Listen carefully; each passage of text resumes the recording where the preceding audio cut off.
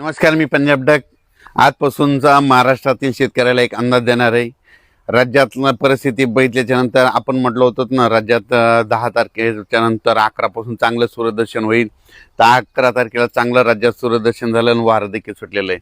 मग राज्यात आता पाऊस कधी येणार आहे, तर खास करून आज मुद्दा म्हणून त्याच्यासाठी अंदाज देणार आहे. राज्यामध्ये आता 11, 12, 13, 14 पर्यंत असं चांगलं सूर्यदर्शन राहणार आहे.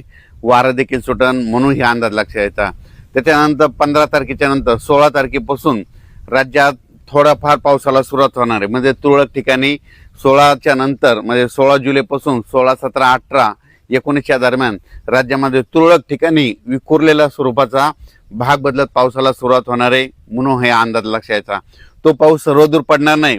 फक्त काय झालेलं आहे, हे 4 दिवस जे पाऊस थांबन म्हणजे 14, 15 तारखेपर्यंत, ते 16 तारखेला मात्र परत सुरू होणार आहे.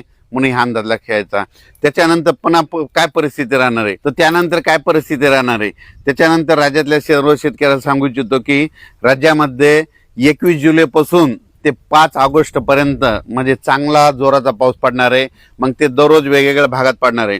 मग 21 जुलैच्या नंतर सगळ्यात जास्त जसं मुंबईला पाऊस पडला ना, आता मुंबई, पुणे, नाशिक, आता नंबर आहे विदर्भाचा. आता 14 जिल्ह्याचा नंबर आहे. मग तुम्हाला सांगू इच्छितो 21 जुलै ते 5 जुलैच्या दरम्यान राज्यामध्ये गडचिरोली, चंद्रपूर, नागपूर, वर्धा, भंडारा, गोंदिया, यवतमाळ, अकोला, हिंगोली, वाशिम, त्याच्यानंतर इकडं बुलढाणा जिल्हा, जालना जिल्हा, जळगाव जिल्हा, ह्या भागामध्ये मात्र 21 जुलै, 22, 23, 24 पर्यंत चांगला जोराचा पाऊस पडणार आहे. म्हणून हा अंदाज लक्षात यायचा. जसं मुंबईकडे पाऊस पडला तसा काय होणार आहे, नागपूरकडं, वर्ध्याकडं, भंडारा, त्याच्यावर चंद्रपूर, यवतमाळ, हिंगोली, अमरावती ह्या पट्ट्यामध्ये काय होणार आहे, म्हणजे शेवटच्या आठवड्यात चांगला पाऊस येणार आहे. म्हणून हे विदर्भात, पूर्व विदर्भातल्या शेतकऱ्यांनी अंदाज लक्षात घ्यायचा. 21 जुलै ते 5 ऑगस्टच्या दरम्यान विदर्भामध्ये चांगला पाऊस पडणार आहे. पूर्व विदर्भ आणि पश्चिममध्ये 6, 5, 11 जिल्ह्यामध्ये चांगला पाऊस पडणार आहे. म्हणून विदर्भवासियांसाठी आनंदाची बातमी. म्हणून विदर्भातल्या शेतकऱ्यांनी 20 तारखेपर्यंत तुम्ही तुमची शेतीचे कामे करून घ्यायची, कारण की 21 तारखेच्या नंतर चांगला जोराचा पाऊस तुमच्या भागात येणार आहे. म्हणून हा अंदाज लक्षात घ्यायचा. जसं मुंबईकडे पडला तसा आता विदर्भाचा नंबर आहे.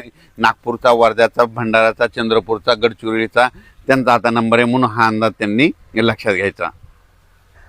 पण तुम्हाला एक सगळ्यात महत्त्वाचं सांगू इच्छितो, पंढरपूरची दिंडी परतल्याच्या नंतर मात्र राज्यात माझा जोराचा पाऊस पडणार आहे. म्हणून ही अंदाज लक्षात यायचा.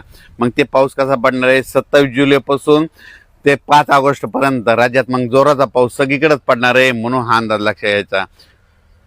त्याच्यानंतर सांगायचं झालं तर अहिल्यानगर जिल्हा, पुणे जिल्हा, नाशिक जिल्हा, तिकडं काय होणार आहे, 21 तारखेच्या नंतर चांगला पावसाला सुरुवात होईल आणि सरी मात्र पुणेकडं तिकडं सुरू होतील. म्हणून हे अंदाज लक्षात यायचा.